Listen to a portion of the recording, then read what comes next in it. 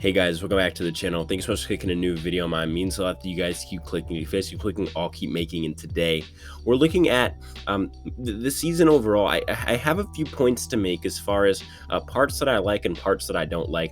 Think of this video more as a mid-season review and my thoughts on how it's going so far. I'm constantly talking about the season, but this is more a general take on the players, the casting, the twists, and any other nonsense.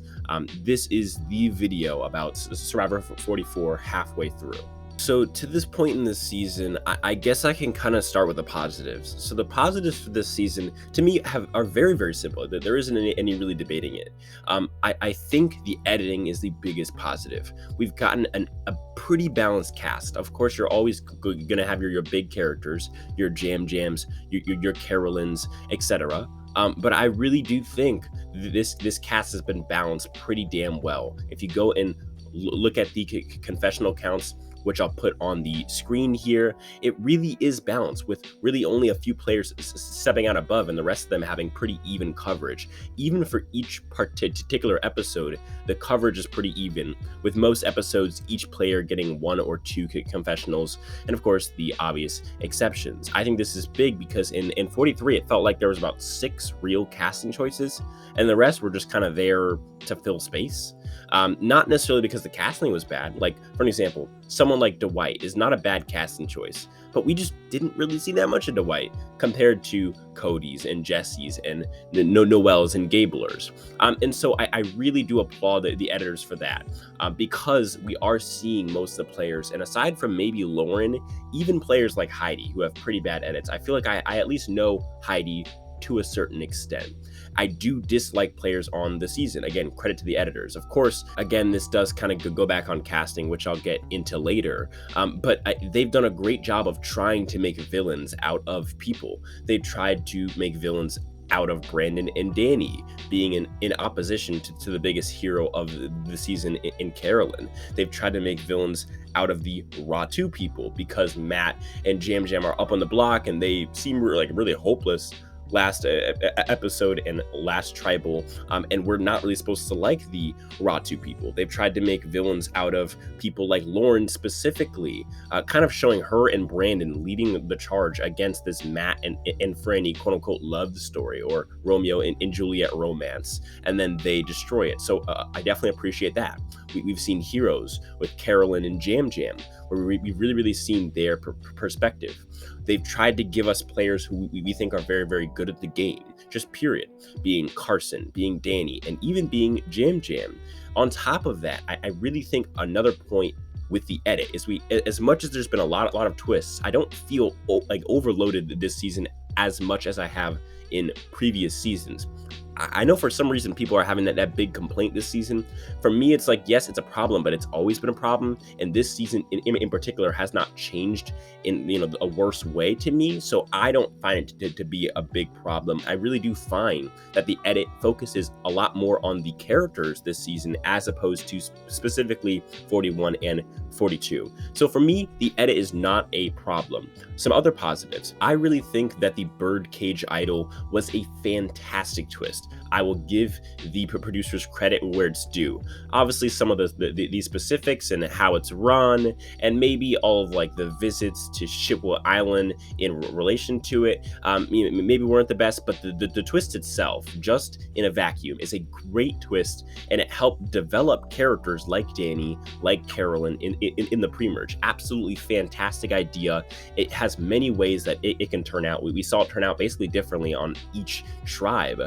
And we saw it play out in different points in the season. Now, this isn't really production doing something good. This is just luck, where it just happened to play out. And by it, of course, I just mean the birdcage idol happened to play out in really specific parts, right? You have Brandon in the first episode, then Carolyn and Danny towards the middle of the pre-merge, and the drama led on the entire pre-merge. And it's built up now to the merge, where we're still talking about this seemingly small twist that really did have a huge impact on the game. It's not gimmicky gimmicky. It's not cute. It doesn't rely on some sort of luck. It truly is just fun.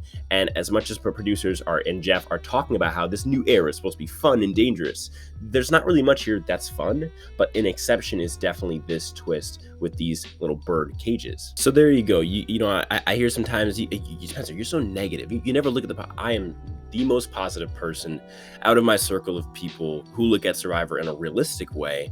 I am the most positive, always trying to praise Survivor, but there are faults, and this season is no different. It's not perfect like the editors and producers and Jeff seem to think it is. And really the first and biggest problem with it, again, is there just isn't those big polarizing characters. I just talked about the edit and how the edit has tried to make up for this by making people villains, making people heroes in Carolyn and Jam Jam. But at the end of the day, it's the same problem. You're casting so many just real life, regular ass people, not crazy coach people, not super conniving Boston Rob people and Russell Hantz people. You're casting just these everyday Joes to the point where people like Josh and Jam Jam feel crazy and conniving. And it's like, if Josh and Jam Jam are the craziest people on your season, we have some serious problems. Carolyn is an exception. Carolyn is actually going to have her own category in this video. That's how big of an exception she is. But the other 17 people, to me, just lack that it factor. It's okay for some of them to be on the season. I'll give you a great example. Danny, a regular guy, he doesn't need to be a crazy person or a really, really funny person or a person with a huge ego. That's fine. Danny's Danny. But if the whole cast is just normal people, that's not going to work. You want like maybe let's say 3, 4, 5 normal people. On Cagayan, think Jeffra, think LJ.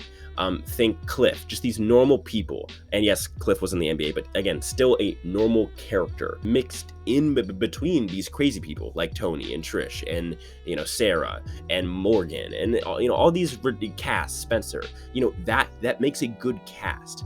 Everybody cannot be LJ and Jeffra. And to me, that is one of the biggest problems, with not only with this season, but with this entire era. And we saw it kind of broken in 43 with people like Jesse, but just like 44, it's only 1 or 2 exceptions, rather than the entire cast being an exception to this bad rule. And the last thing, I said it earlier, Carolyn, she has her own section. She's that important to this season.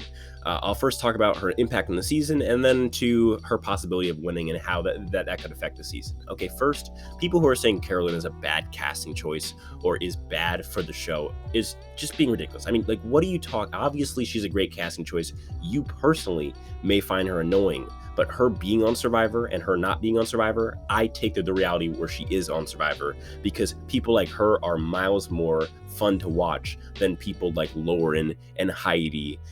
I will take someone who annoys me a little teeny tiny bit versus someone who is just not good TV, because at the end of the day, you're watching to feel emotions, and Carolyn makes you feel emotions, positive or negative. As far as her chances, her edit, and her possible impact on the season, if she wins here, it will be a bit obvious, but I'm fine with that because her journey has been well documented, and I've wanted a winner with a well documented winner's edit. Gabler was closer, I guess, than Erica and Marianne, but still not really there. I would be satisfied with a Carolyn win. I would understand why she won. If she doesn't win, I'm expecting someone else who got a pretty big edit to win, being maybe Yam Yam, Carson, Danny, even someone like Franny. These people I'm fine with. I'm even fine to reach down for people who I personally don't like Jamie, like Heidi, like Kane. What we can't do is have like a Lauren win. We just can't do that. It just can't happen. Lauren is such a bad casting choice here. It's very clear she's only on this season for her story of being a single mom. And that's not why you cast people. You don't cast people for a sob story. You cast for the people themselves. So I think this season can end very, very well. I'm hopeful, and I will continue to be positive on this season so far. But what do you think down below in the comments? Let me know. If you guys haven't already, like, share, subscribe, and if that's what, I'll talk to you guys in the next one.